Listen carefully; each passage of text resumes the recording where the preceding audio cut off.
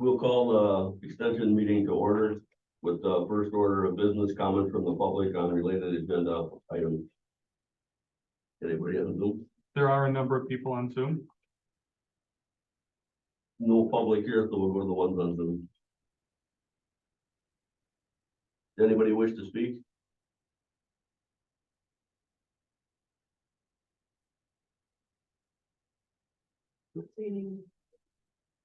Hearing nobody on Zoom, we'll move on to approving the minutes from the August 17th meeting. So moved. Second. All in favor? Aye. Next, we'll go on to the safety share with Tom Borchard. That would be me. Good morning. I think it's that time of year and we have to be careful that we got outdoors because the bees are starting.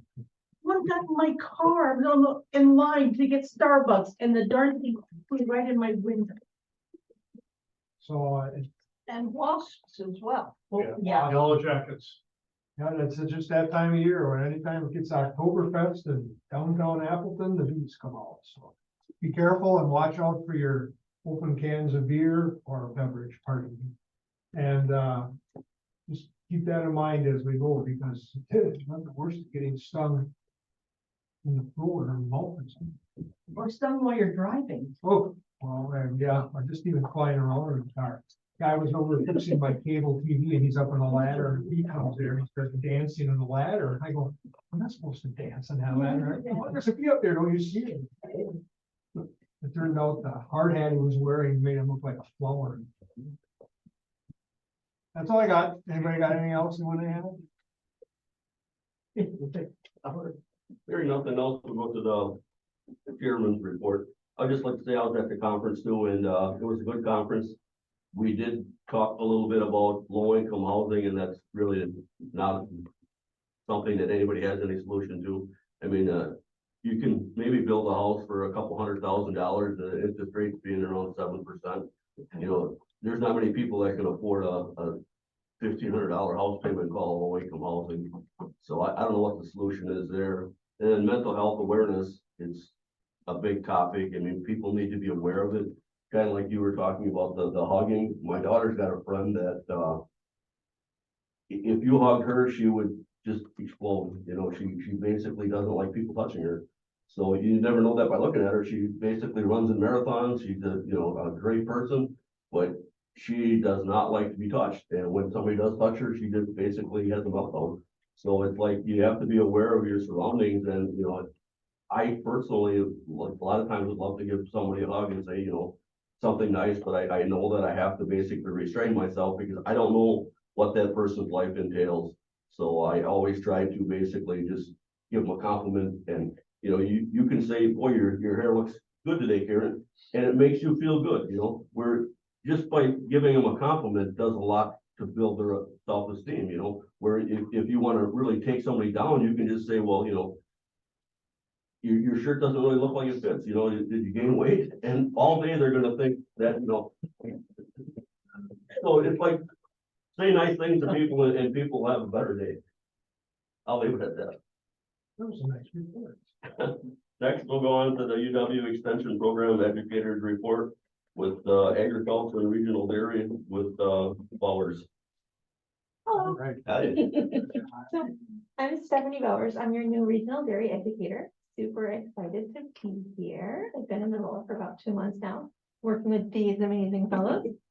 And so I'm just getting out and about, meeting all our different dairy producers and the different industry people that work with them to try to figure out what are the most pressing challenges facing our dairy producers today.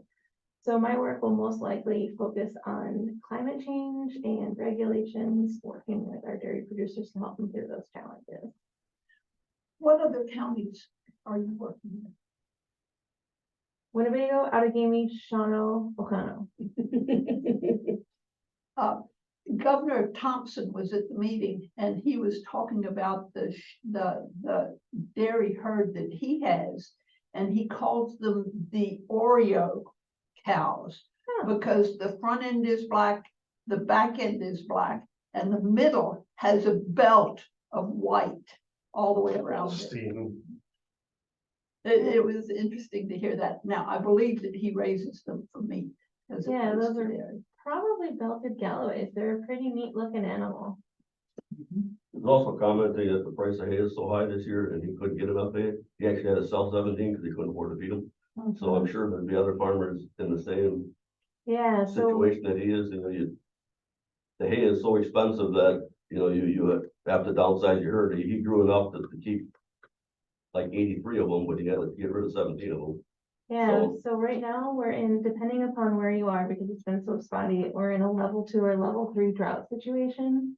So, and we have very low hay on inventory. I think we're the second lowest in the nation for current hay stores. So that's a real challenge for our producers.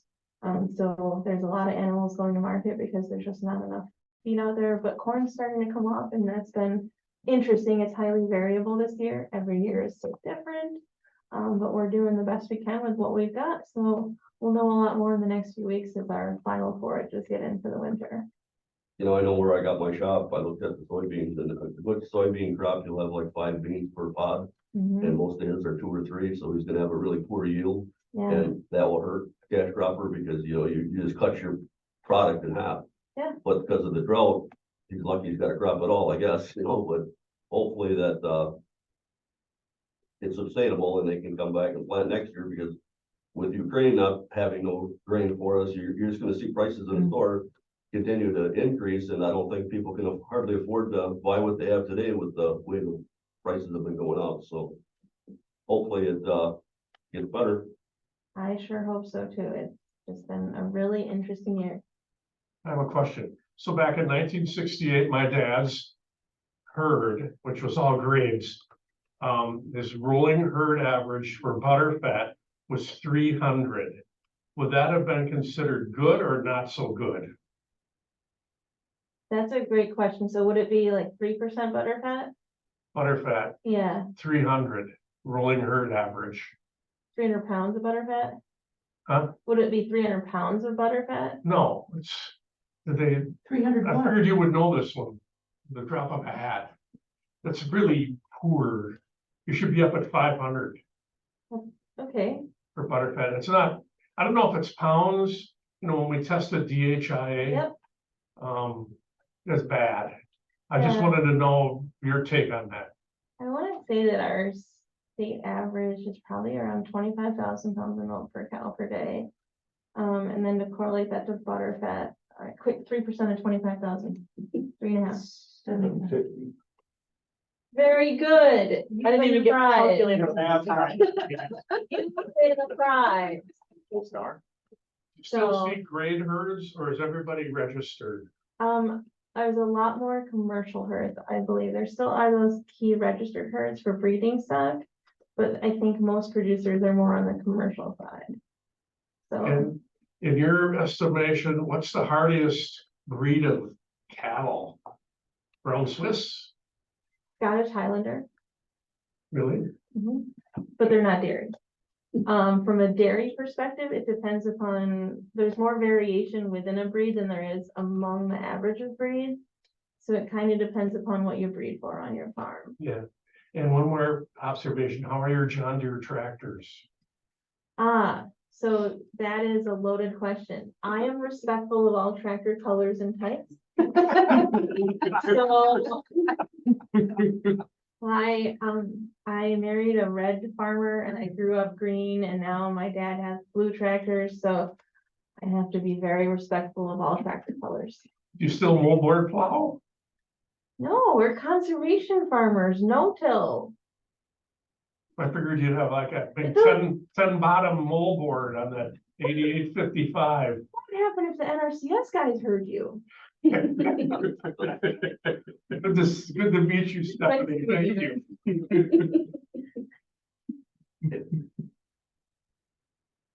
you, Mr. Chairman.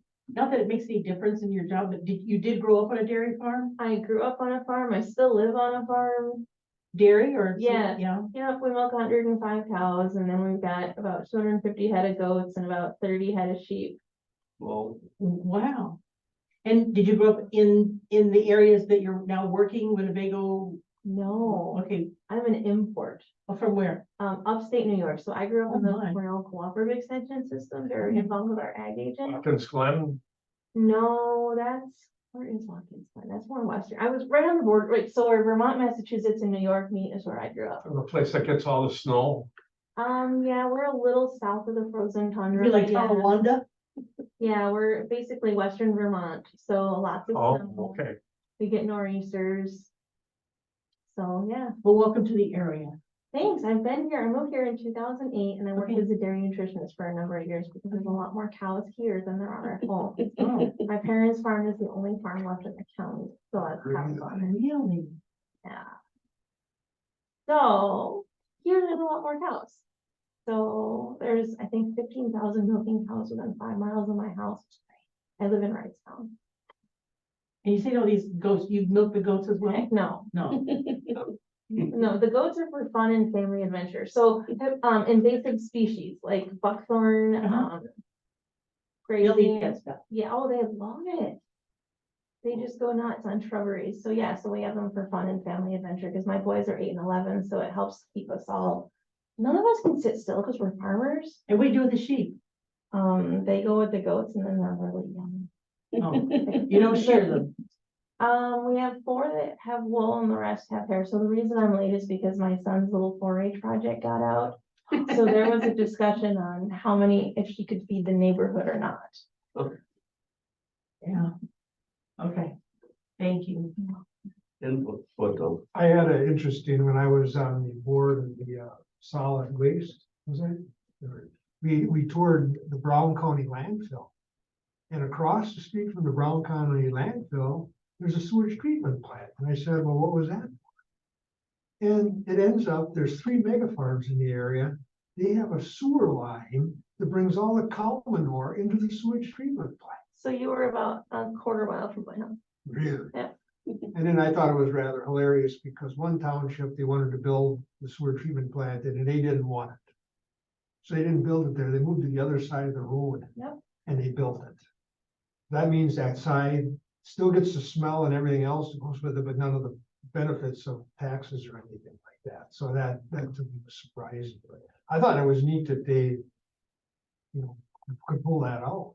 Yeah, so they're actually at the methane digesting facility, so they're generating energy and then also condensing the manure into a more nutrient dense product that can go back on the field. Yep.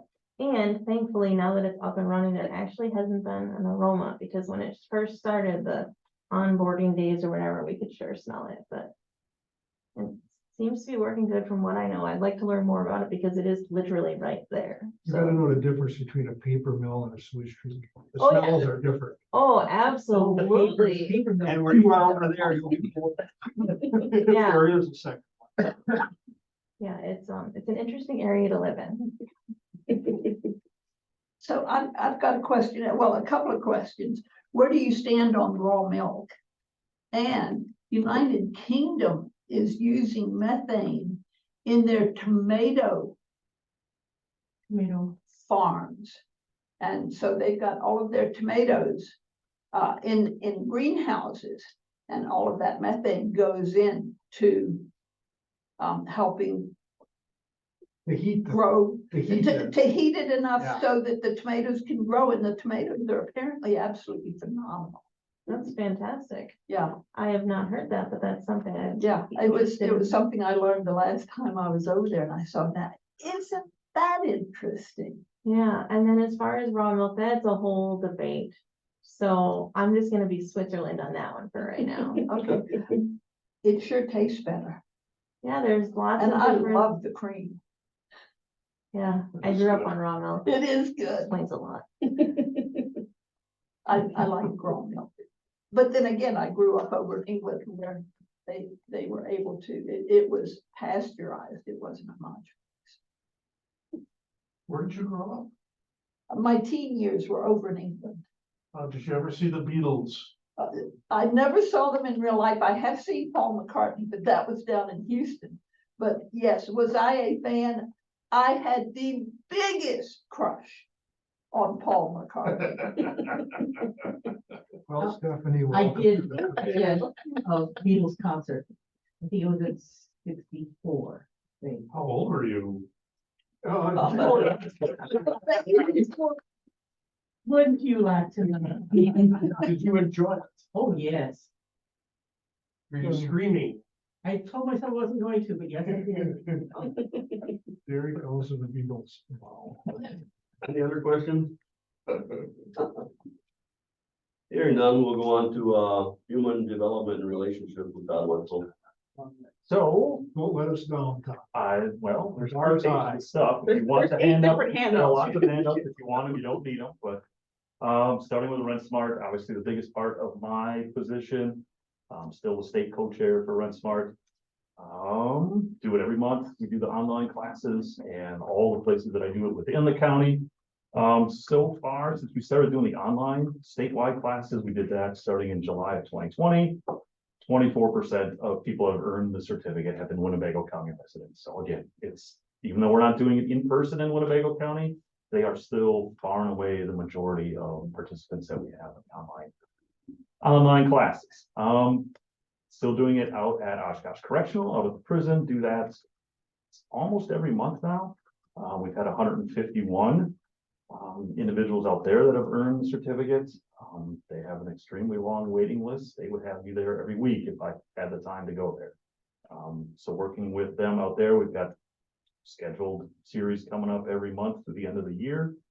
Finally was able to get into the Winnebago County Jail, started over there back in July, started doing Rent Smarts in there.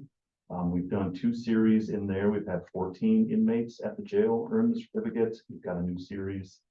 We just finalized the dates yesterday, coming up in October. Again, they had people signing up in a waiting list.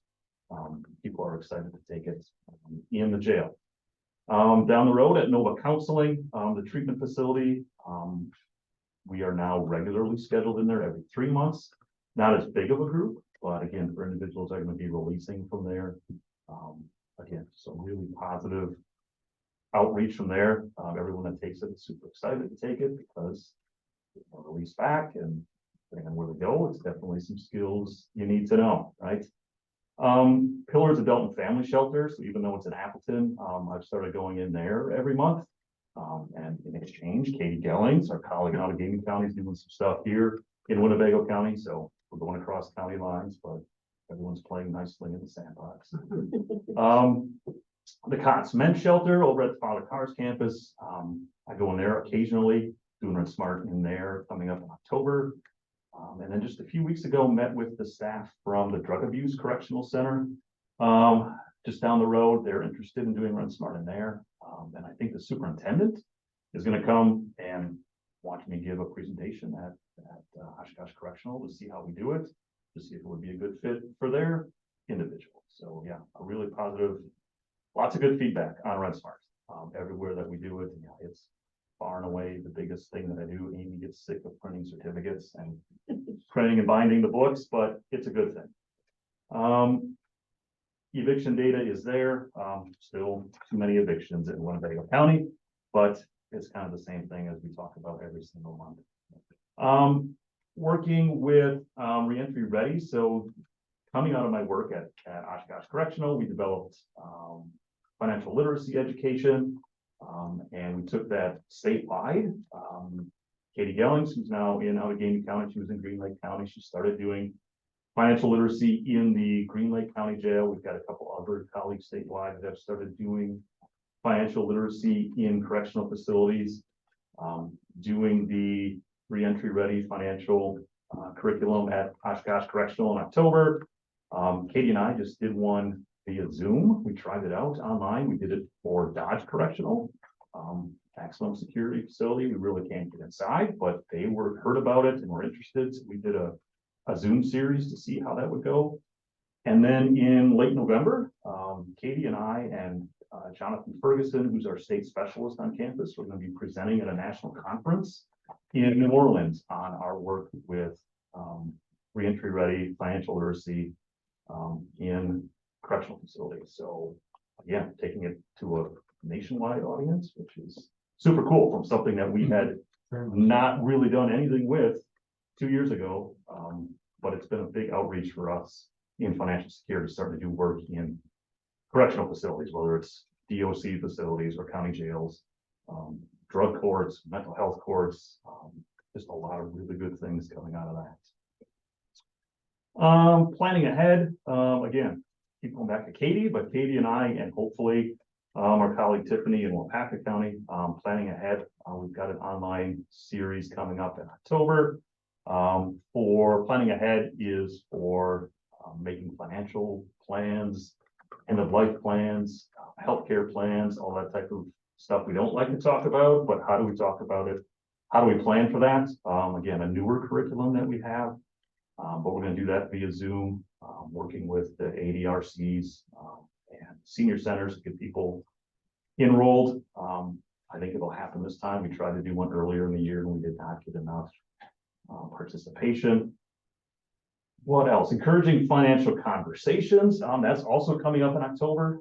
This is where we present EFC to, this is a frontline kind of social work staff, frontline staff, where we help them learn how to have financial conversations with clients or whoever it might be. Talking about your finances is a pretty personal subject, right? It's when we talk about mental health or physical health, those are tough to talk about, but it's tough to talk about your finances, right? So how do you, as a social worker or a case manager, how can we talk about those things with someone that's sitting across the desk from you? So we present that to statewide, to frontline staff, how to have those financial conversations, how to use our resources at Extension to have those types of conversations. Youth Forward Wisconsin, children's savings accounts, I talked about this before, working with, working really regionally with United Way, Community Foundation for the Fox Valley region, Oshkosh Community Foundation, and Theta Care. How can we bring childhood savings accounts, so specifically saving for post-secondary education?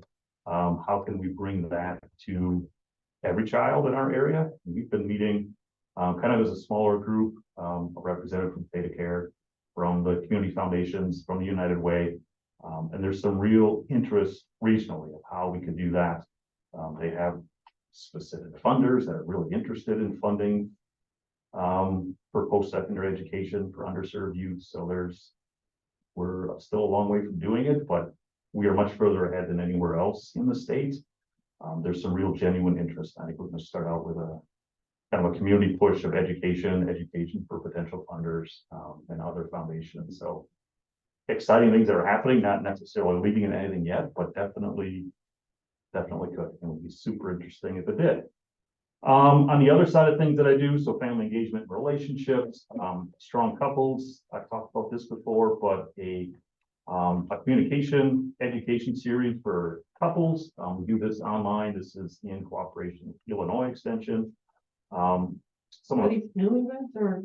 Anyone, you have to be in a relationship for at least 6 months. So we've had people that are, engaged or just in relationships, or I coached a couple that had been married for close to 30 years. And kids moved out and they didn't know how to talk to each other anymore. So it runs the whole gamut, yeah. Particularly when your husband is dead. That makes it even more. Yeah. Fatherhood work that I do, I work with a little bit with the fatherhood group, the statewide fatherhood group. We began a new Focus on Fathers series this past week statewide. I was a co-facilitator on that. We've got a positive parenting program specifically for transition, so families that are going through separation or divorce. Again, that's an online statewide series with some of my colleagues throughout the state. Lots of other stuff. I was downtown yesterday, down at the State Street Center, doing my bi-monthly financial talk down there. We just talk about, ask questions for the individuals that come in there from the community every week. I was at the Fox Valley Housing Coalition monthly meeting yesterday. So just trying to stay engaged everywhere that we can, doing all the good stuff that we do, and trying to keep Extension in the forefront of everyone's mind, all the cool stuff that we do in the community. Questions? Yes. The rest are, do you follow up with these people, a year, 3 years, 5 years, to see how they're, if they're using all the stuff you've taught them? Yes, so we do a 6-month and a 1-year follow-up survey, our states. We have a survey that we follow, yes. 6 months later, they may still be sitting in jail. So that complicates things a little bit. We're trying to find a way, that's what we're working on right now. How can we follow up with individuals post-release for both Okay. Rent Smart and the financial literacy that we do? Yes, is this making a difference 6 months to a year down the line? Obviously, it's a little bit more difficult to keep track of those individuals, but we're working on it on a state level. How can we do that? How can we work with probation and parole agents, or how do we stay in touch with these people? Because someone that's out at Oshkosh Correctional, they could release anywhere in the state, right? You're Yeah, gonna go back to the county where you were originally charged in and sentenced in. So yes, some stayed in Winnebago or Allegheny counties, but some go back to Milwaukee or La Crosse or Ashland. So we're trying to find a way statewide. Yes, how can we follow up? okay. Specifically that population. Yeah. Well, go ahead. Thank you. Have you touched base with the Joseph Project? Because that's absolutely one of the avenues where these felons seem to go to learn how to get back into the community. So with the re-entry social worker I work with at Oshkosh Correctional, most of them that are within 6 months to a year, they're working with like circles of support before they're released. They get all of those resources before they're released, so they have those Okay. connections. I don't work with those agencies directly, Okay, but thank you. any way that we can stay involved with that population, because yeah, it's a huge population, right? And it's an underserved, and it's typically men, right? Which is a huge underserved population, and minority population. So yeah, any way that we can stay involved to ensure reentry success. The state of Wisconsin spends more money per capita or overall, I think overall, of any state in the nation in terms of rearrest, reconviction, and reincarceration. So the more that we can keep people from going back into the system, it saves everyone money, right? That not only helps out the individual, but it saves us all funding for the DOC, for prosecutors, for everything that is around the justice system. So yeah, the more work we can do with them to keep them out of incarceration, it just helps everyone.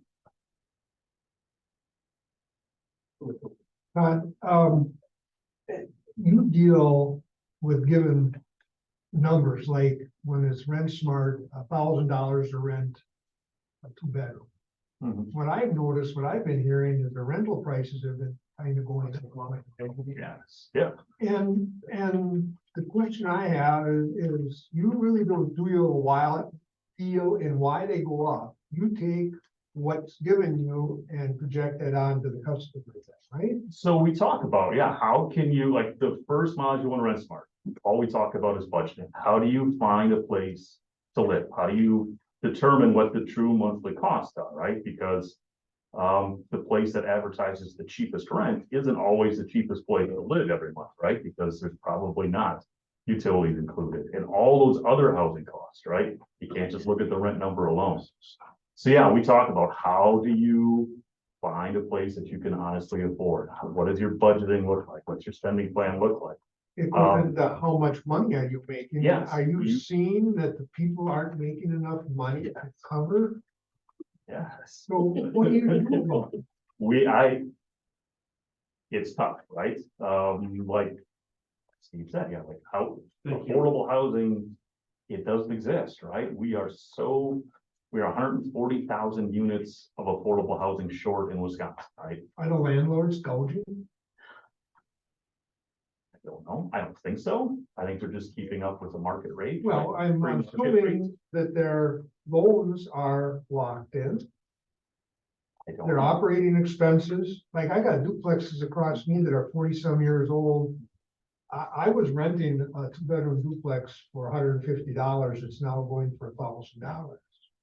And I'm going, if that's the case, because everybody else is doing it, they're doing it. I don't know what well, there is no answer that I know of what you could do. It's just to say no, and the only way we can solve the problem is people quit renting. You know, going to the people and not paying that amount, then the price will come down until we get people in. But yeah, it's the housing market is both rental. I know most about rental, but yes, the vacancy rate is like 1 or 2%, right? Which means there's nothing ever open, right? Like things don't stay open for weeks at a time. I'll get 100 people when I put a house up for it. And I'll just explain, like, I bought a house, the most I've ever paid is 55,000. It's worth about $150,000 today. So if I want to sell that house, I can put that money in the bank, get 5.25% interest, which will give me close to $8,000. Well, if I'm renting that house out, which I do for $750, I get 9,000. I have to pay property taxes, I have to pay insurance, and I have to do all the maintenance on that house. I can make more money selling that house and putting my money in a CD that I'm making on that house, and I don't have to deal with a renter that their car broke down, that can't pay me this month, or it doesn't pay her water bill, and it goes on to my property taxes. So it isn't that the landlord couldn't rent cheaper.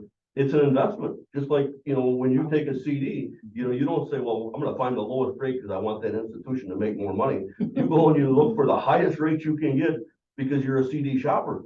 You want Tom to make the most money. So it goes down to the fact then is that you test the market and you get as much as you can for it, and the people just have to start saying, no, I can't rent there, I'm not gonna. Yeah. Because then the next question I have is, so they weasel their way in to get a rental property, but then 2 months later, they're not making their rent. And payments. that's what we talk about on rent smart. Yeah, yes, you might be able to find a place you can afford and maybe move into, but is that sustainable? Yeah, can you do that for the 12-month lease? Or something happens, like the car breaks Yeah, down and and all then of a what sudden. happens if it doesn't? And that's what we talk about in module F, the legal side of renting. Like that's a legal contract. When you sign a lease, right? You're gonna end up downtown at the courthouse, potentially with an eviction case, right? And we have a high eviction rate in Winnebago County. So yeah, It takes so long to get somebody out. It takes 6 to 8 months. And once you start the process, they're never gonna pay you. I know a guy that, you know, he's a young man in his 30s, bought a fourplex. And after about 7 years, he got out of it. He goes, I'm tired of listening to their hardships. He goes, I have to make a payment on this building. And I can't basically be taking money out of my family's budget to pay for this building, you know, so he sold it. He just said, I can't deal with people like that no more. so we've seen, especially during the pandemic in the last couple of years, a lot of the independent landlords, the mom and pop places have been selling out, selling to the bigger rental properties, which, you know, we talked about, you might be able to find an individual landlord that's maybe a little more lenient and more willing to work with you versus you go to a big property management company, it's cut and dry, right? Like there's no leeway, there's no, I get paid on Thursday, can we wait a couple of days? Don't cash the check yet, like that doesn't happen with big rental companies, and that has increased the pressure on There's really evictions. more questions than there are answers. Yes, we are incredibly short of affordable housing units. Great that they build new places downtown Neenah and redid the factory, the Bonta factory in Menasha and. That was low income, Like, is it? It's not low income, no, none of those are. The ones, so I live on Billy Allen, the one in Bonta, those are about 1,600 for a 1-bedroom. I know you could go to the new one downtown Neenah, the one that just opened, you can get a 1-bedroom for 2,200. It's a luxury. But you know what's interesting about those is I hear that you can hear the other apartments and what they're up to. So, yeah, would you want to spend $2,200 a month for that? So Yeah. Depends on how good it, how good listing is. I mean, it's great that they're building some housing, but it's not affordable enough. That's not what we need. But it's difficult to, like, how do you justify the investment of where I'm gonna build a building and only charge $700 or $800 a month? The numbers don't add up. That's Well, and why you they're not can't, being built. like the little houses we're building for the 980s, they're $180,000, and that's with no land. Yeah. So that there'd be well over $200,000. And if you take, you're gonna pay 7, and usually on a rental property, you're gonna pay 2% over the, Yeah. so you're gonna pay 9%. So you take 9% on $200,000, you know, that's $18,000 a year just in interest.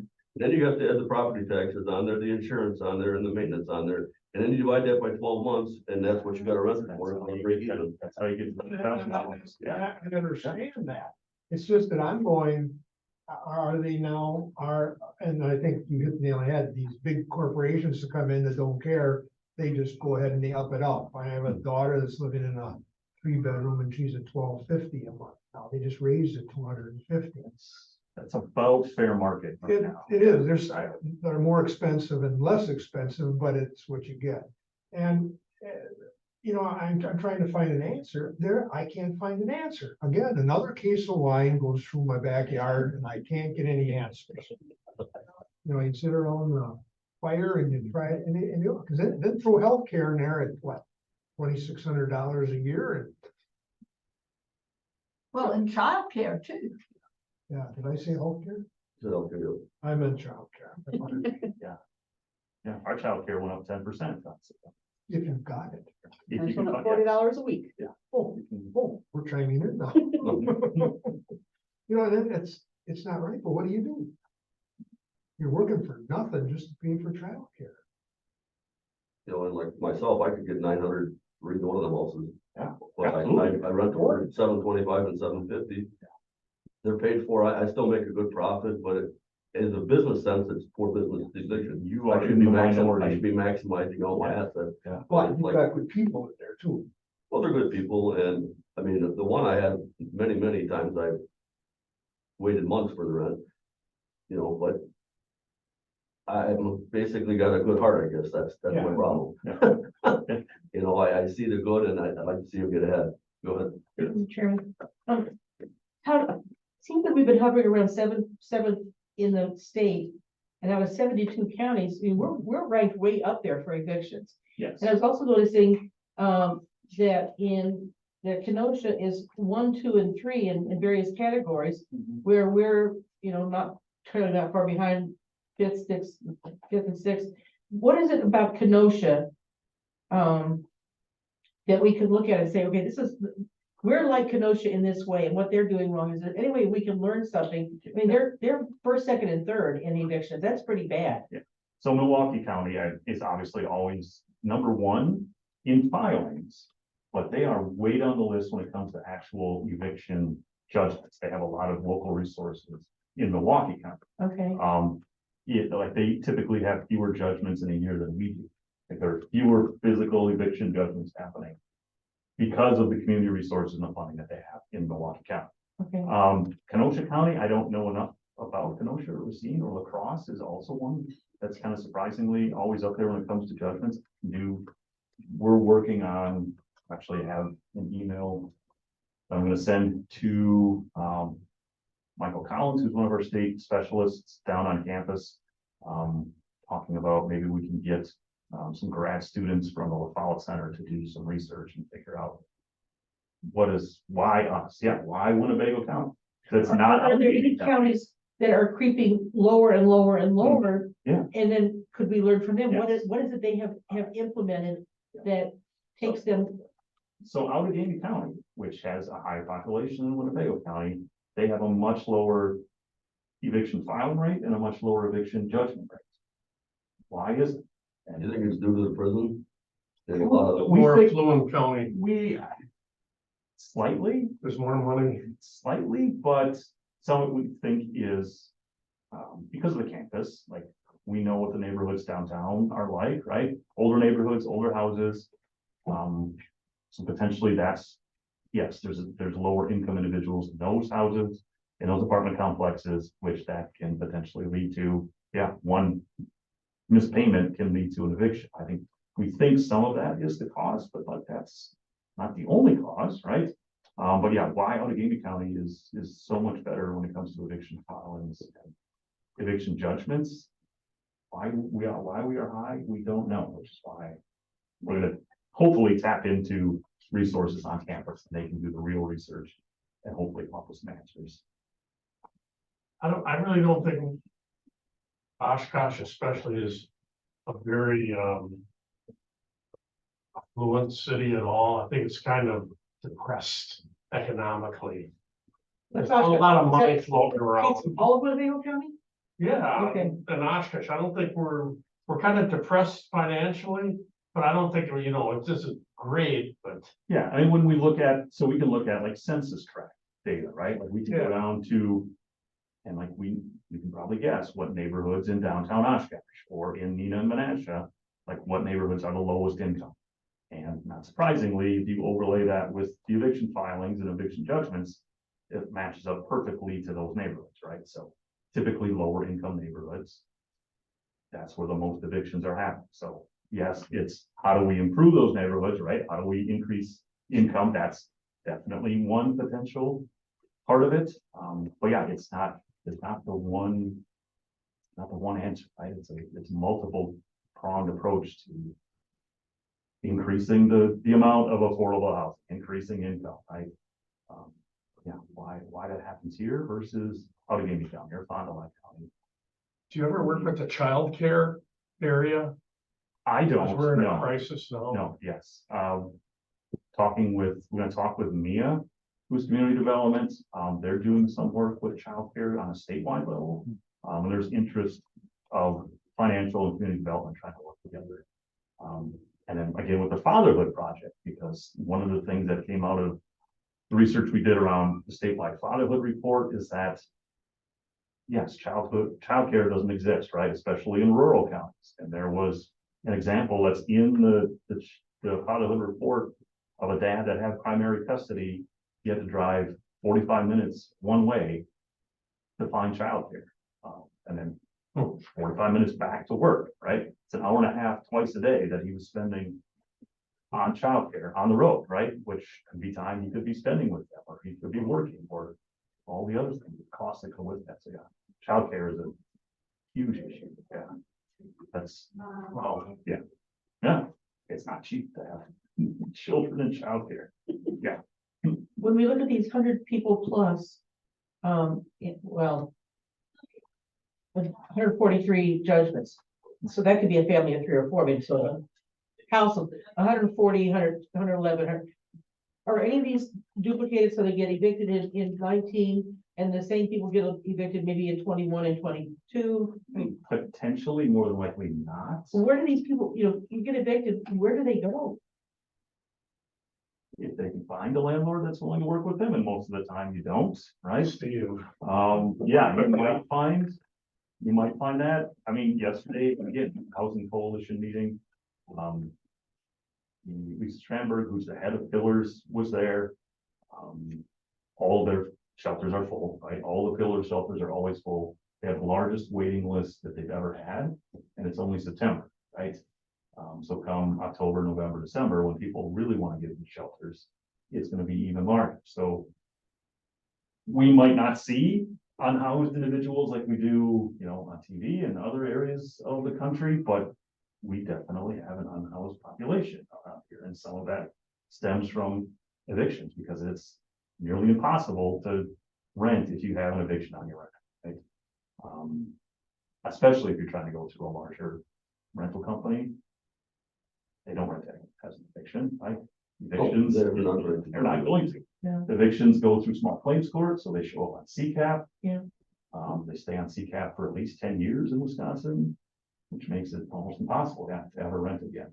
If you have like 100 applications, you like to pick out the best fit for the house. And the best fit is a steady income with, if you got a 2-bedroom house, you maybe could take 2 children and a mother and a dad, but you can't take 4 children. I mean, the house isn't designed for that, and it's more wear on a smaller house. So I always try to find a fit for the house. It'll take 2 children. I got 2 bedrooms. It's good for 2 children and a mother and a dad. Yeah. You come with 4 kids, it's too much for that house to handle. Yeah. There's no place for you to sleep. They can sleep in the Plumbing. basement, or if the kids should be sleeping in the basement.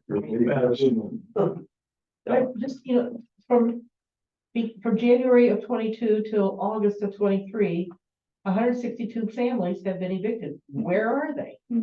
Where do they go? Any clue? I mean, do you have you don't know? Now they can go to the tiny houses if they can get in.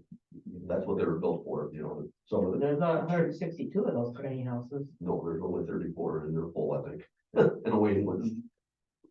Go ahead, either one of you, Tom, or go. You. No, go on, Tom, because I went first last time. All right. Is there any statistics to show that these people have been in our community for an extended period of time, not moving in, trying to find work, and then I don't know how. You know what I'm Like, getting not at just though? Publicly available. You'd have to go on a case by case basis. Yeah, and I just was wondering if there's a movement that, everything's so good around here on the giveaway side, that people are moving up here to get the freebies. We know that that's happening. Yes, we know that, we have a good reputation. Yes, because we have good community services. Community providers that I talk to at the Housing Coalition or other places, yes, they will hear that a different agency in a different part of the state or a different state altogether said, hey, check out the Fox Cities. They have really good community resources. Yes. Is it, It's nothing you could measure. tens of people? Is it hundreds of people? That'd be a case by case. Doesn't happen in my neighborhood. I live on Doty Island and I know it doesn't happen on Doty Island. What does that?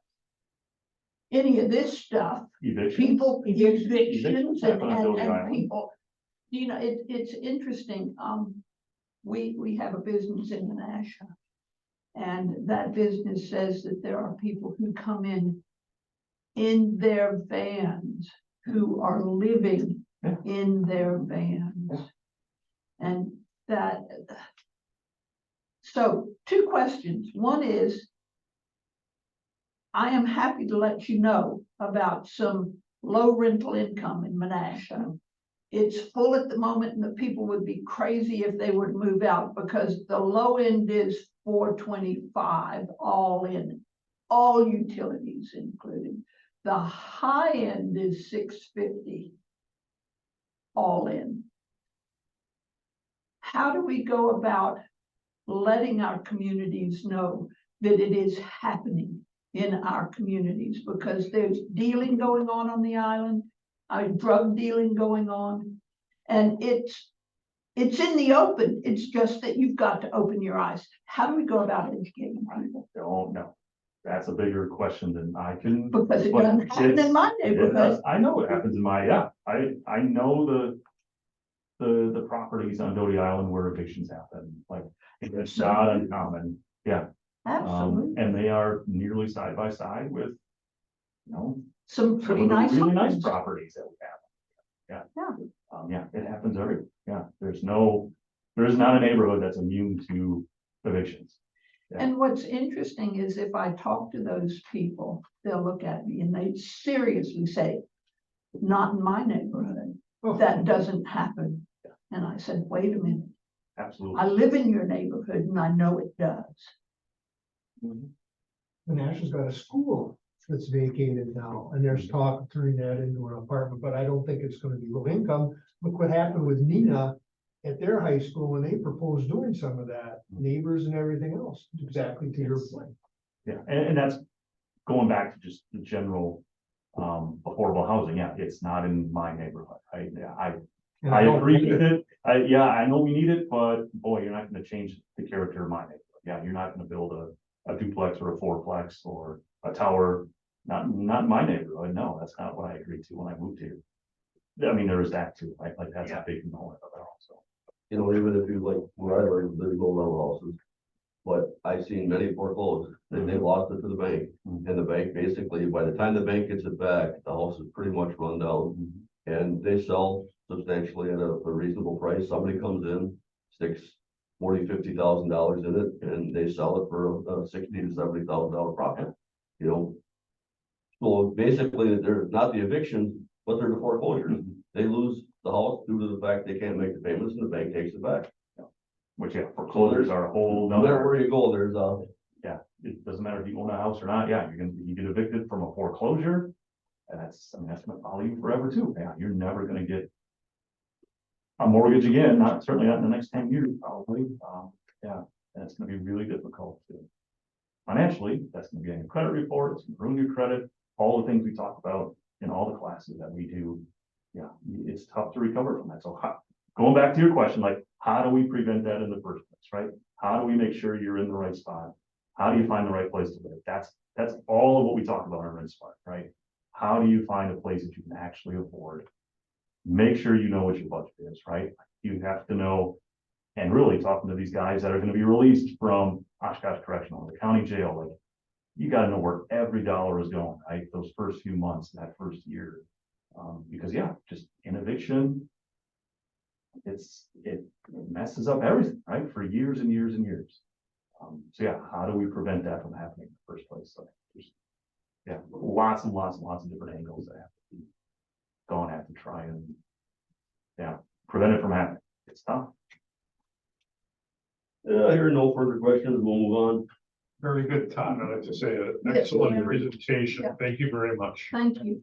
We'll skip Sarah Thompson for now. Yep, Sarah, and I just wanted to let, I'm gonna send Sarah's written report down. Sarah just has she has a bug and didn't want to come in and care, yeah, so you can get one of the things that is happening, and an update, both from Dana. So I'm gonna share a note from Dana first, and then I'll tie in what her and Sarah are up to. So Dana just wanted to share, thank you to those who helped with the outdoor classroom on Sunday. She has a regional Zoom, so they get together on a regular basis. And she will be presenting her plan of work and record books next month. So she's on schedule to give her educator report. And she is planning to bring in an egg dish complement of her two hens, Tilly and Penny. So just wanted to do that. Yeah, that's. Couple things with part of the plan of work, Sarah, that Dana's going to show that incorporates, and it's going to show how Dana and Sarah are working together. As I think I mentioned, and they're going to celebrate a little bit, the Winnebago County 4-H program is the fastest growing program in the state of Wisconsin over the last year. And that's largely due to the combined approach of Dana and Sarah. So Sarah working to get into classrooms, working directly with schools, which she lists who she's working with, and into after school time with the Boys and Girls Clubs that are in the schools to reach new audiences, and then work on ways to then strengthen, continue to strengthen the 4-H club impact, so that there's some place for those that are interested in learning more, so that they can be part of that 4-H club program. So a lot of good news there. They're going to talk about that next month, but I just also wanted to put that out there that they're doing a great job. I'm doing everything I can to support them, including in addition to making sure last summer we were able to utilize some of the with some of the vacancies, some of the contracted amounts to have I'm forgetting her name. Megan Numerick was here for the summer in a fixed summer 4-H role. So work to include that again in the budget to be able to then have that key out of school time when there's opportunity. So looking forward to that. Stephanie introduced herself and she's making the round. So thank you very much.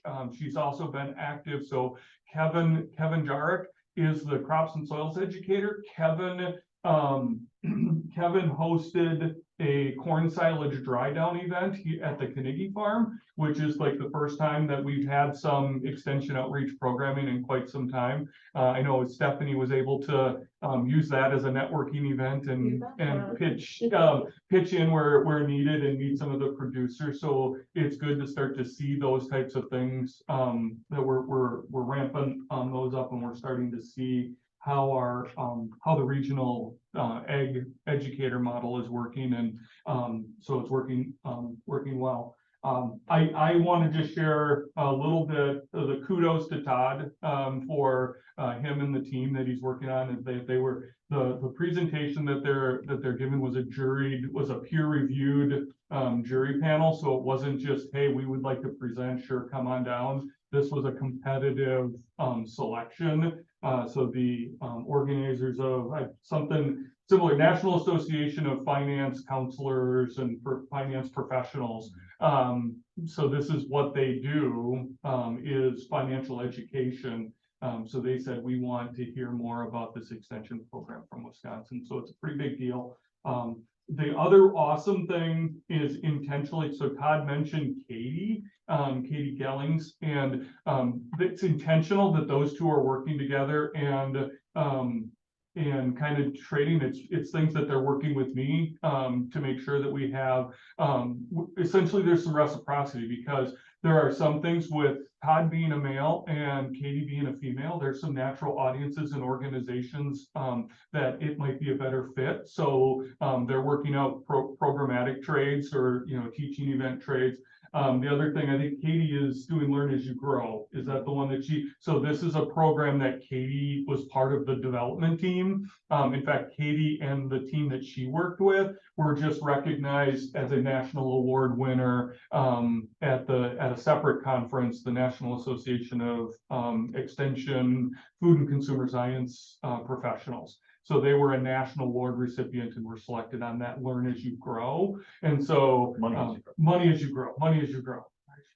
I gotta think of, I'm confusing that with something else. Money as You Grow, which is for the younger audiences. And God's like, why don't we have the expert come in and teach that here in Winnebago County, and I'll do some things with COTS and some really cool things. So those are intentional things that we're using our extension network to add value to what our extension our extension resources to reach out to our community.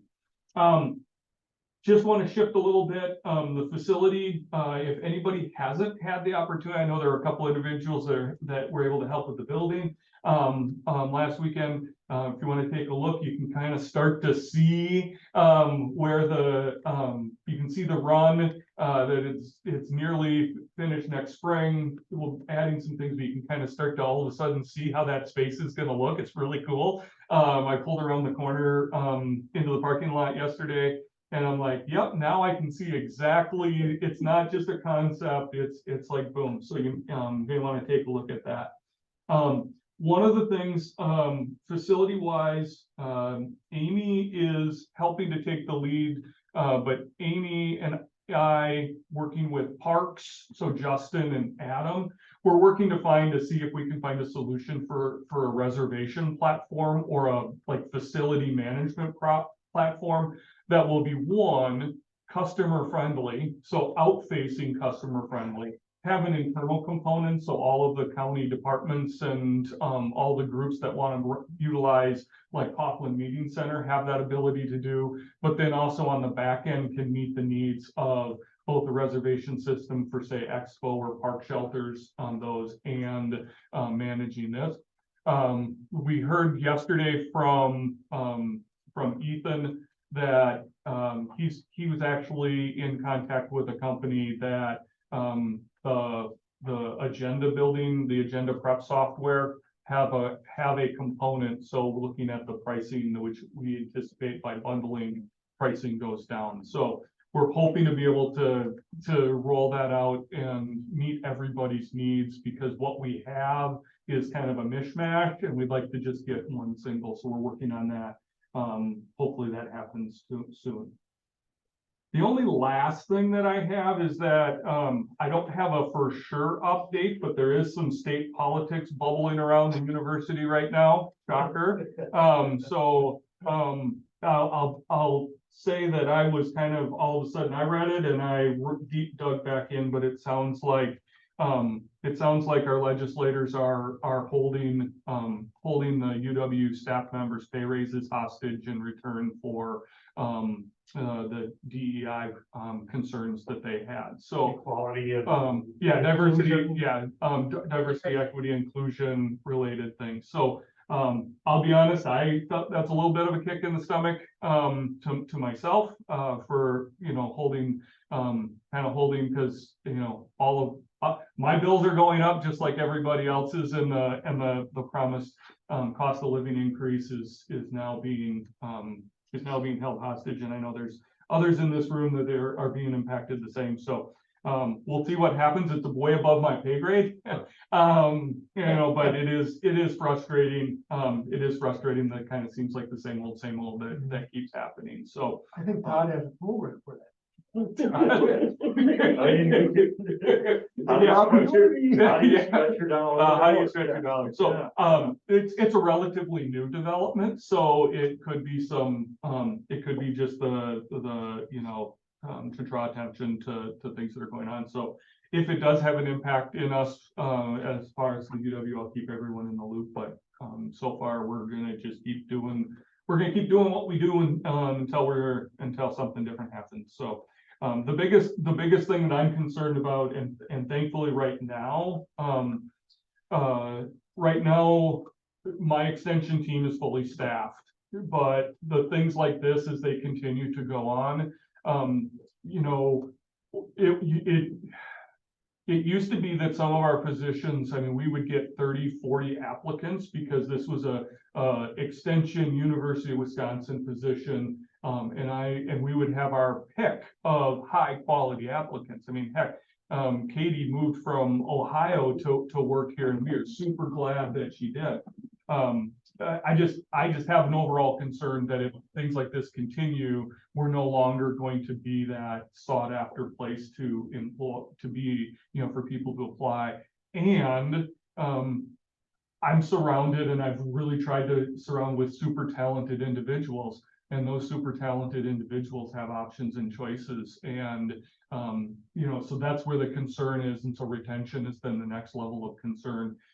Because if they're able to go someplace where, you know, there are some, you know, salary increases or a less politicized environment that you have to walk on eggshells all the time, you know, it's just a concern that if as this keeps continuing, you know, you start to possibly, you know, have, you know, I mean, this group is familiar with just the fallout, or not the fallout, but just the awareness of, you know, UWO's financial, you know, troubles, and the impact and the frustration and or concern that it has.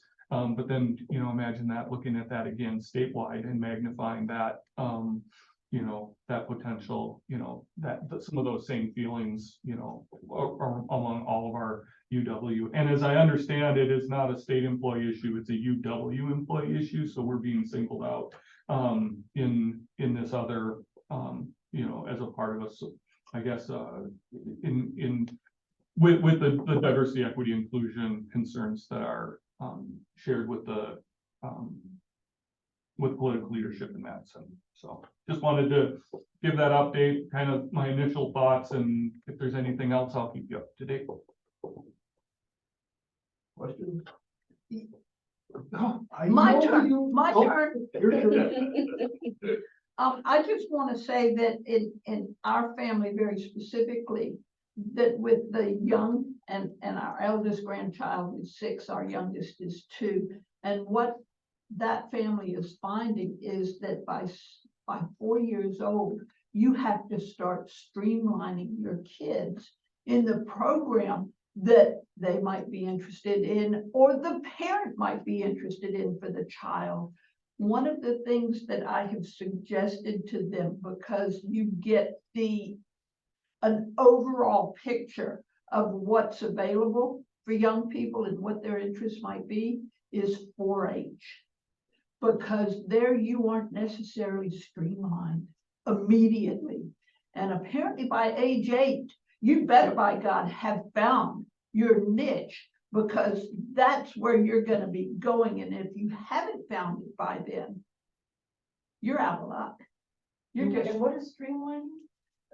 if I want to play soccer, I need to get in U4 soccer to be able to start playing U8 soccer, because I have the skills to go on to a traveling team at U8. If I don't get in at U4, I won't be able to just drop in at U8, because I haven't had the experience, Karen.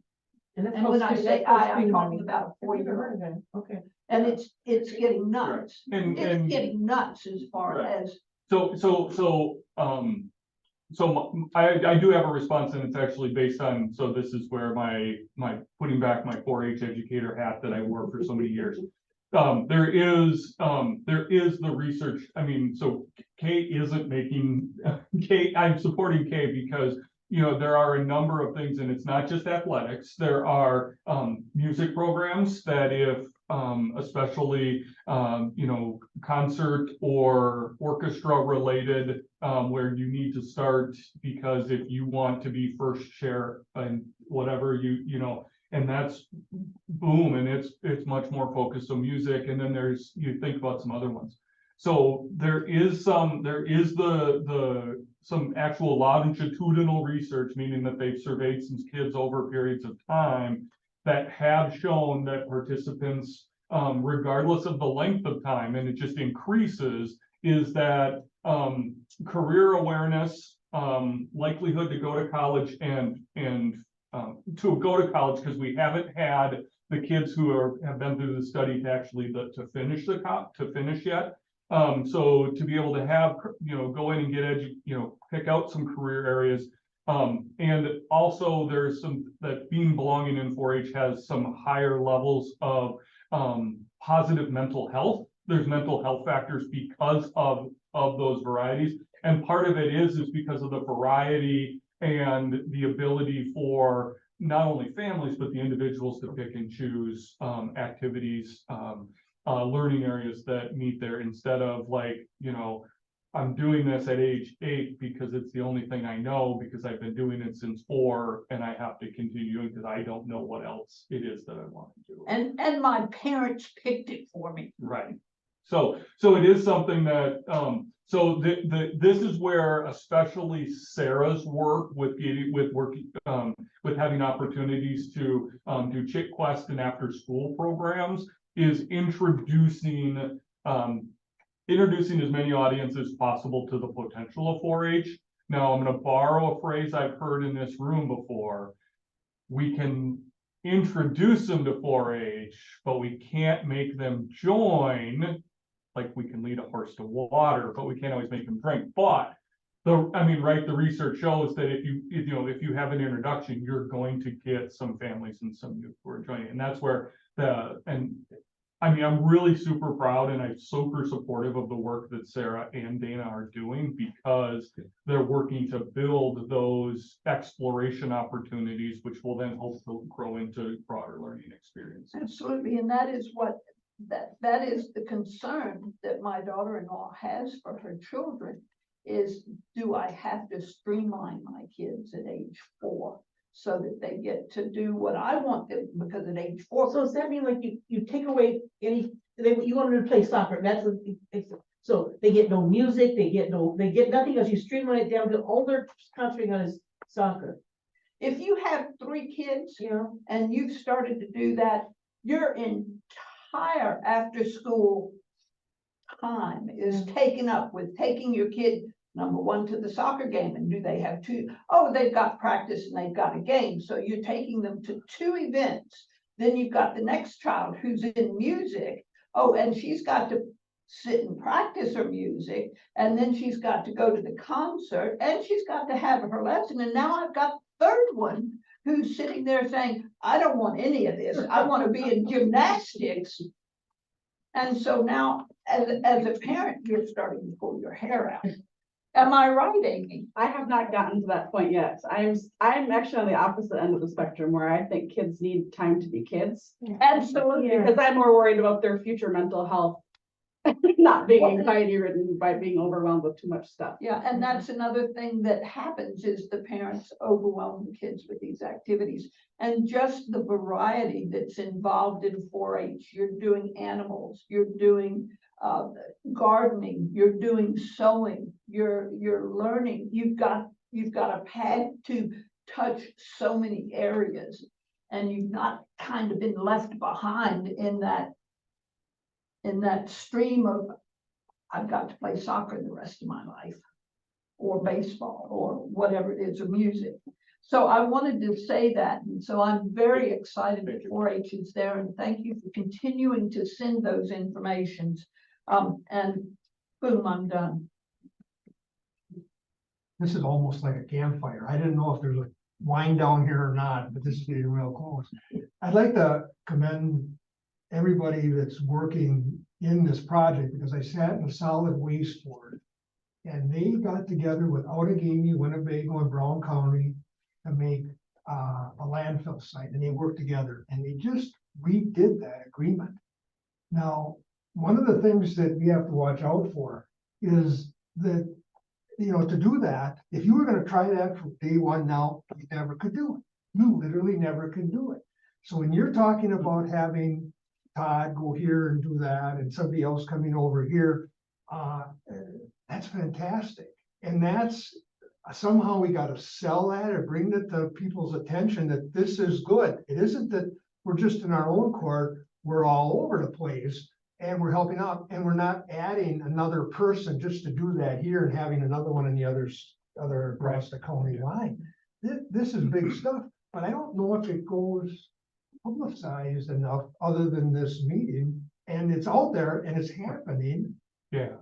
So one of the things, so, Tom, you jogged my memory for something else that I wanted to share with this group that, so recently received word, from Dana and Alicia Schrader-Hag, who is our, 4-H court, educator in Allegheny Penny Tank, in Wapaka County in the 4-H program, and then Carlia Learman, who is with Calumet. They recently were named a team award winner at their professional association, the National Association of Extension 4-H Youth Development Professionals.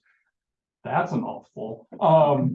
So they are a national award winner for a 4-county creative arts program, weekend creative arts camp that they planned, recruited, implemented, and evaluated and did the whole thing. So those are things that unfortunately sometimes it takes awards to be able to publicize, but there is some PR material that we can use to share and recognize that that's a collaborative approach.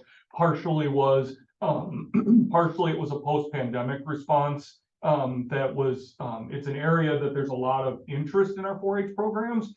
The other thing is that there was a vacancy at the state level, so there wasn't leadership for that area. So they took it upon themselves to create something that was very well received by the participants and recognized as a top program. So those are the things that that are happening. And you're right. I've been trying to do that. Awards allow themselves to be publicized a little bit better with, you know, promotional materials. So hopefully capitalize on those. And you say that, it used to be the newspaper played an important role because you had reporters out there in the community and this would come to light. Now, I'm sure you're putting it in places that I never see because I'm not on TikTok. Is it TikTok? I don't, We don't have a TikTok. we are not currently engaged in TikTok. What am I thinking? Facebook. Facebook, Yes, all right, no, that's one too. Now, Facebook, yes. You know, but, and then that's just it. How do you communicate with people and get the word out? This is good, because they complain about spending money, but here you're doing something good for it. I said, I quit complaining about paying taxes. I just want to see how my taxes are being spent. And that's where I get very frustrated when I see how some of the stuff gets thrown away or just, they're thrown away is a better way of putting it. So, job well done. And again, Thank you. it's happening, and even if it isn't getting publicized, I think it's a good way of going. I got a question for you, Chris. You Yes. know that, we're thinking about combining committees and we'd be combined with the Parks Committee. What's your opinion on that? So in the big scheme of things, I don't know if I have a strong opinion because I have had the opportunity. So in Dunn County, it was a consolidated committee that actually had 3 separate, it was extension, tourism, and something. So it was a larger committee that had a broader set of ideals. The same with when I was in Wood County, you know, the experience of it was land conservation, planning and extension were all together, and you work through the agenda. And then experience, you know, out of Gamey County. Yes, we have some dedicated time for the extension committee, but the committee also has 2 other, you know, jurisdictional areas. So it's not like we have, you know, a 4-hour or 3-hour meeting or even a 2-hour meeting. We have an hour and 15 minutes, and that's what we have to fit our extension business in. So one of the things Yeah, Clear, hour 15 just extension, and then tourism gets hour 15. so and the other- in Outagamie County, the same 5 supervisors, their committees, essentially the same 5 supervisors are appointed to three committees that have there's some relationship or history or tie, or it just makes sense that there's continuity. So on the second Tuesday of the month, land conservation meets from 9 to 10:15. Planning and zoning meets from 10:30 to, and they have a little more time because it depends if they have some hearings or things like that. The fourth Tuesday, extension education is from 9 to 10:15, and then planning and zoning is the follow-up. So it's the same group.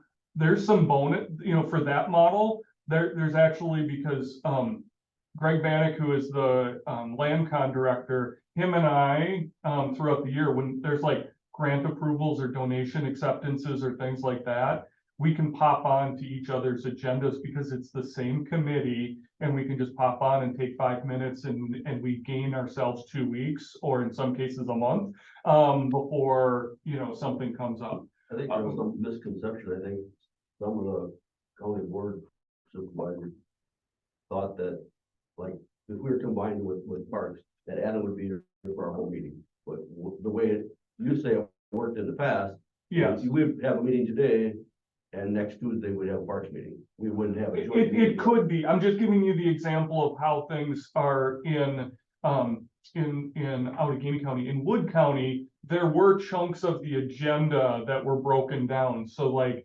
it wasn't just this item and this item and this item and this item, so that the extension pieces would be chunked together, and they would take some turns. And I think there were 3 different groups. So on, one meeting, it was extension, then planning and zoning, and then land and water, and then extension was in the middle, and then extension was at the end. We rotated of who was first, second, and third. Also, depending on some of the preference, where I think it filtered out, because some of the planning issues, planning and zoning, just do require a little bit more time, so they just ended up being always last because they needed to spill over. Partially, and where some of that could be is like, if it's chunked, then our staff is here and present and fully present for the time in which we're discussing our items. Maybe, the bulk of the staff might then segue out where there might be new staff coming in. We just, if there's a concern, or what my opinion is that on behalf of the team, we just want to know what the parameters are, so that we can do what we need to do to get you the information to both share what we're doing. So like Tom said, you can see where is the money that you have entrusted to me, where is it going? And then we do, right, we've asked feedback and get feedback from you in a variety of different ways. If we need to streamline a little bit, maybe we would need to streamline to fit into a little bit of a tighter package. We could do that. That's the creativity. We're extension educators. You tell us to fit into 20 minutes into a 15-minute slot or a 10-minute slot. We'll do it. We'll figure it out. So just, how does it work to make sure that it meets, it meets everybody else's needs? And I would advocate, just so that there is regular time for our extension staff to be able to share examples of our work, because we are a little bit different. We don't quite have we don't have a revenue, like we can't say, oh, well, we're at, 80% of our revenue target, or, we have, X number of permits that we've, or how many tons or miles of road. We don't have those measurements. And I think that's where some consistency, because we have stories and impacts, and sometimes they take a little bit of time to tell, to be able to show, because sometimes, Todd's been working for years to get educational outreach programming with OCI. And then once finally all of the things were in place, then now he's a sought after resource and probably could be a full-time employee almost at OCI. So, you know, those are good things, and those other things, I mean, how long were you working with, county jail?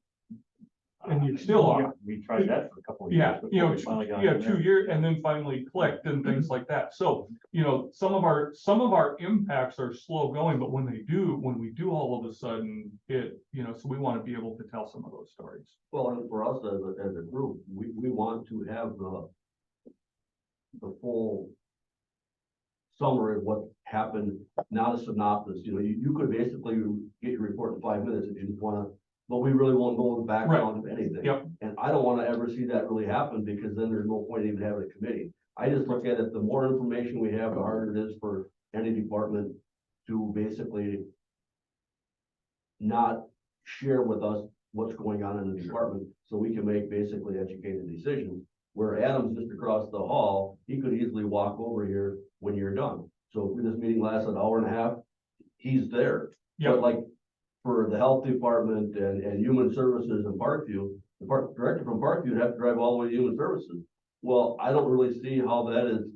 She's gonna sit there for 3 hours before she presents, you know, or they can say, well, we'll call you when we think we're about a half hour away, and then it takes an hour, or it takes 15 minutes and the committee sits there.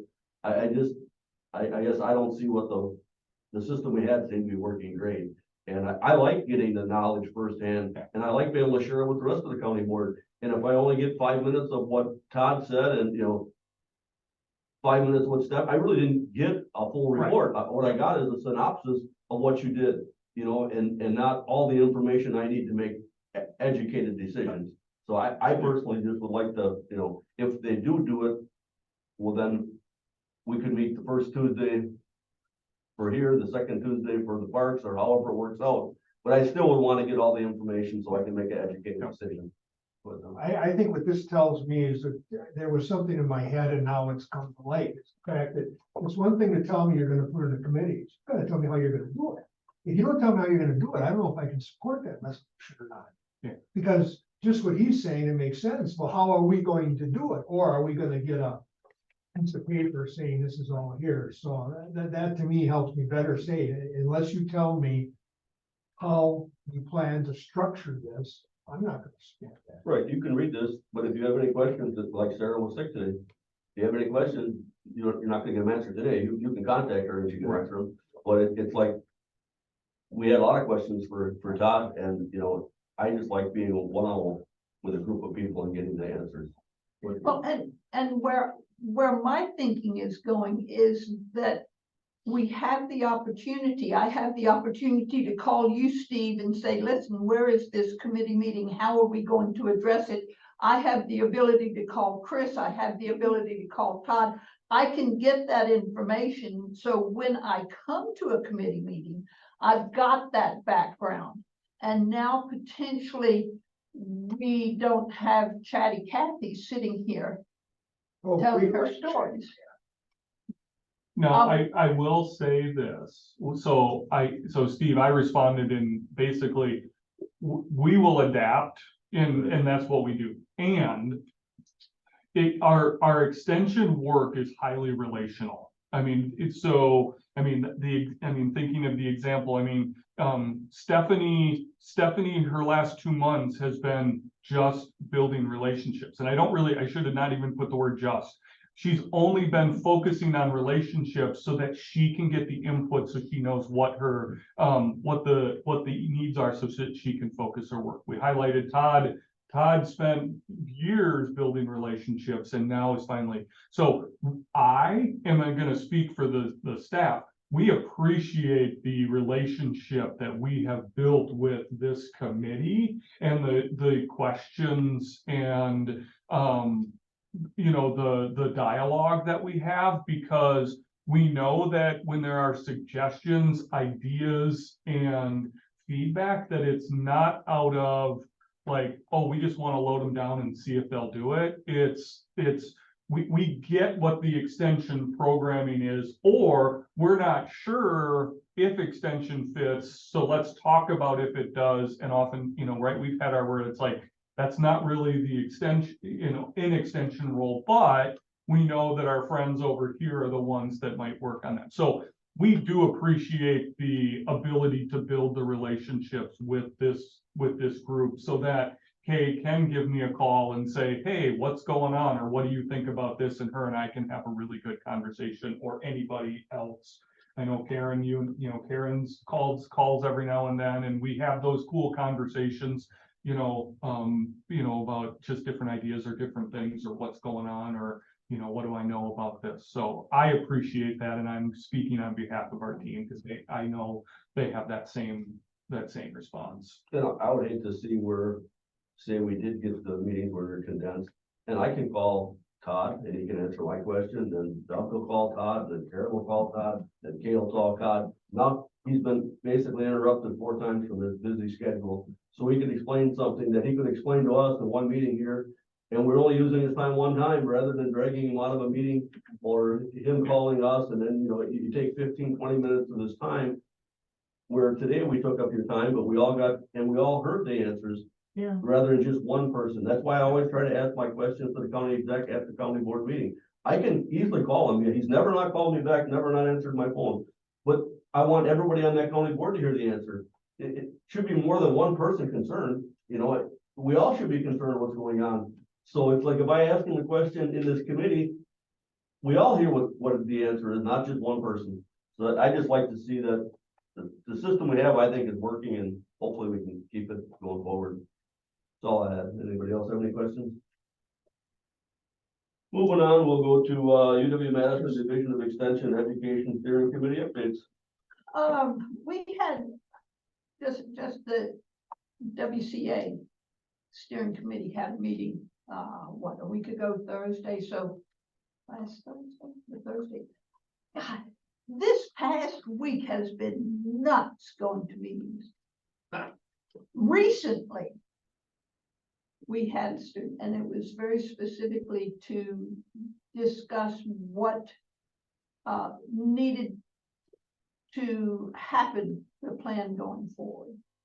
And what I have gleaned from that is that there are a number of counties that are much smaller than ours, that don't have the communication that we do, and the ability to have that communication, who are saying we are strapped with our budget, and extension might be the place where we cut it. And so I believe that what they're all trying to do is figure out a way that extension remains a part of their community. I mean, I think everybody would hate to lose 4-H. Oh, yeah. So it's still an ongoing process. They are not planning on having anything prepared to bring to the world until 2025. Oh, listen, if I think it takes our county a while to get something to the board, Lord have mercy, it takes a long time for these people to do it.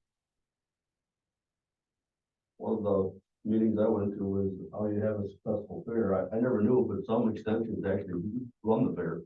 It's not, like we own the buildings, parks, the Winnebago County, and we have a fair association, but some extensions actually run the whole fair. Wow, like Vilas County, maybe, is that one? No, not Vilas. Vilas does not have a extension partnership. They've opted out of. So we have an extension presence, but only at the Why is that, Vilas. Chris? It's Vilas County. Some of the concerns that Kay has brought forward, Vilas County was one of the original, that they weren't seeing the value historically. Some of our 2 foundational programs in extension that have were agriculture and 4-H. Vilas County is not a strong agricultural community, and they're also they're actually a fairly old community, and there's not a lot of, the youth population. Those are some of the key parts. So they made some financial decisions, or at least they couched it, behind financial. But we still have a strong extension presence with the Flambeau tribe. Which is in Vilas County. Now, so just wanted to give you that. Some of the others, there are some fairs that have a stronger extension presence, because those fairs might have a youth focus. So there are some communities in which the big fair itself maybe was not as feasible or sustainable. So they might have a youth fair, or something like that. So there might be some pieces. And over the last 10 years, the extension office and our fair board and fair association have had some very positive discussions in like, hey, this is under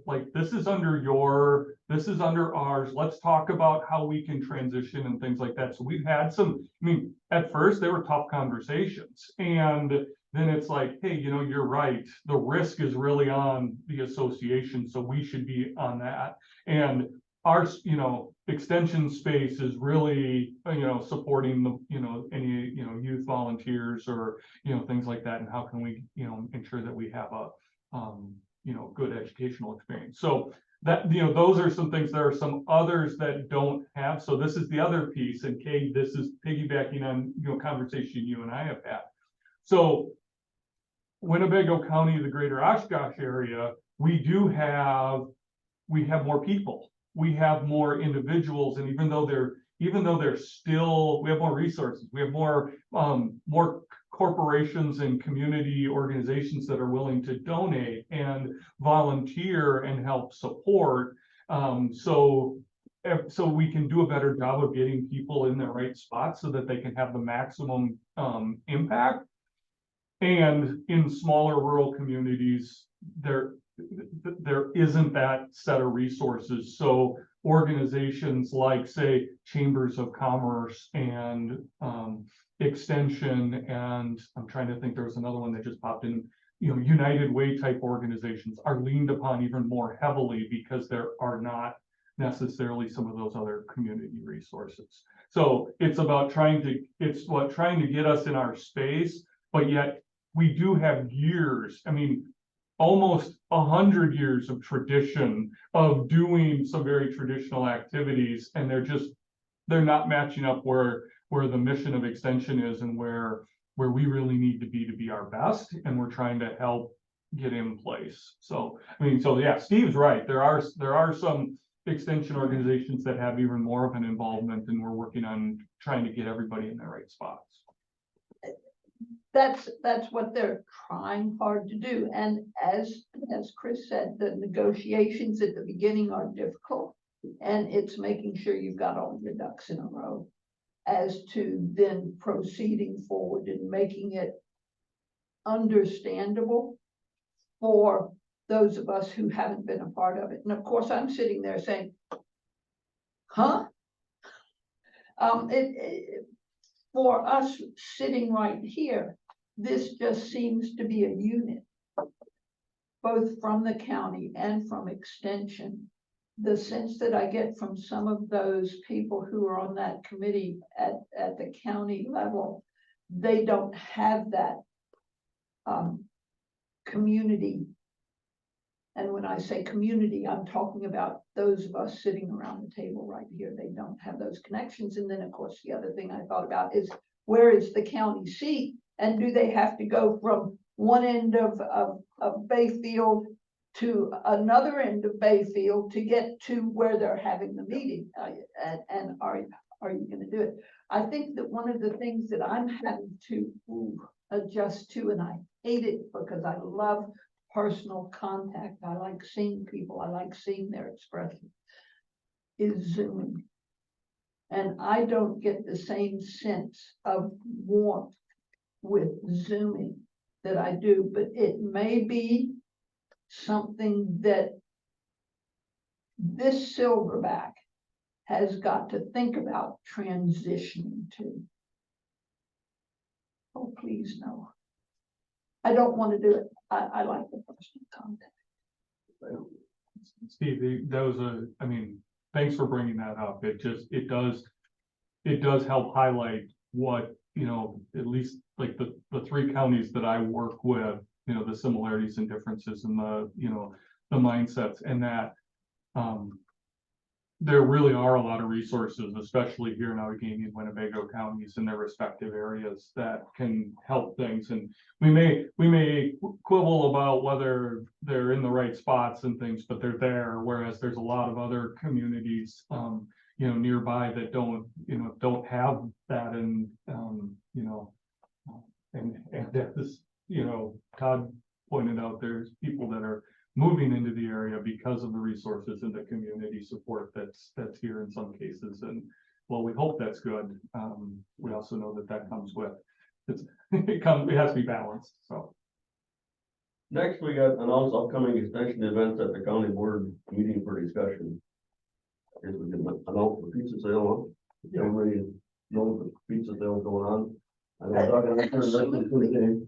Absolutely, and I brought it to my kids and said, listen, pizza sale is starting. We need to bring that up at the county, because those were some good people. Yeah, what are the dates, what are the dates of that sale, Steve? What's that? The dates? I turned my slip into it. Anybody? I need the slip. Okay. I can check it out, and I It's didn't- in November 4th. And you can order until when? The orders are done. It didn't say on the sheet when there was a deadline. Okay. Yeah, I'm not Sorry sure. about that. We can work in, I can call later. right, or we can see there might be some I'm of this. checking online right now. Okay. Then we got comments. You from the see, committee checking members. online, you don't have to get up and walk out. I have a comment. Go ahead. Yes. I want to thank, go ahead. So the pizza count night is October 19th, so you have to have your orders in by then, and pizza making is November 4th. From 11 to 1. I think at the expo. I don't want to get their vote in for the pizza. I got there last year about 12:30, and I mean, they were packing off. I said, we got yours, Doug, come on, you know, we're gonna get out of here. Well, they've So got a bunch late. of different time slots you can choose from, that they're looking for volunteers. It looks like 8 AM to 2 PM, give or take. So could you tell the dates again when we have to have our orders in and October when we pick 19th. up? October 19th is when they're combining all the counts. So by then, You got time, Kate. Oh, You God. got time to get those 100 pizzas. I don't want to order 20. What's the most you've ever ordered, Steve? Normally I order 10, but normally I basically buy, like from Eden's Pizza, like now I just buy from the 4-H. I just like them in the freezer because it's quick stuff. No, sure. And they're good. Yes. When is pickup, Amy, again, please? pickup, I don't have a date. It just says I thought you they're said making them on November November 4th. They're making them November 4th. They're making them. Yes. Oh, I wrote down pickup. And they're looking for volunteers to help assemble pizzas. So sometime after November 4th or right around November 4th. We'll find out. It is November 4th for sure. For the pickup. For pickup. Yeah, that's a 11 Saturday. 11 to 1. They make around 2,500 pizzas and there's a half pound of cheese per pizza, so. They're good. 1,250 pounds of cheese. You gotta love that. That's all. The farm is. Any other comments? Yes, sir, please. I annually go down to the Wisconsin Sheep and Wool Festival down in Jefferson. Does the extension have much to do with that? I know that the UW system does, just in the very fact that they are bringing their sheep in and they're shearing them and they're birthing lambs and Yeah. all that kind of stuff. As far, I mean, so to say that there's no extension, it's not one of the, I mean, the organization of the event is by the committee. Sure. And they're largely, I think it's the individuals, like whether the 4-H programs, but I don't think, because it's been a while since I've been part of it. I don't know you know, with the educational component, if there are extension presenters or individuals that might be teaching or leading some of the workshops, there's opportunities there, but not something, we don't always have somebody on the planning committee Okay. to be part of that. It's a rotation and to ensure that it's sustainable. Oh, So, it's yeah. a fabulous Yeah. program, and it's very much like our fair, and I was really interested in our fair, just in the very fact that they do the same things down at the Sheep and Wool Festival. Now, They have the kids occasionally- coming in and parading their animals. Now, I'm not, so because I'm not in, I don't wear my 4-H hat very much. So it wasn't uncommon, like as the event would get closer, there would be announcements that would be sent out either on behalf of somebody doing an event or an activity at not only the Sheep and Wool, but any of those other ones. They say like that we could then send out to our members that are in those project areas or just generally saying, hey, youth in a recognized youth organization can get in free, or there's this workshop for youth, or there may be part of the show, if there's any of the showing where there might be a youth division. So promoting and being aware is something that we do. I'm not seeing it as much, but that does not mean it's not happening Yeah. currently. Super, thank you. Yep. Hearing no further comment. I still have. Office help starts with a C. Oh. What did they? Robin, It is Robin now, Robin, Ashley, Amy. not Amy. I called up. Bottom Okay. line is this, I want to thank her, whoever it is. Okay, Ruth Fry turned 100 years old and she was involved in the Master Gardener program. oh, okay, And she helped me or got to whoever's in charge of the Master Gardener program to let them know, and I gave her the address so that they, okay, if there's anybody left that knows her, could send her a birthday card. Okay. So that was nice. cool. That's all I got. Any other comments? Not for me. Hearing none, we'll go on to scheduling the next meeting, which will be October 19th. And I'll entertain a motion to adjourn. So moved. Second. All in favor? Quick. I have another meeting again.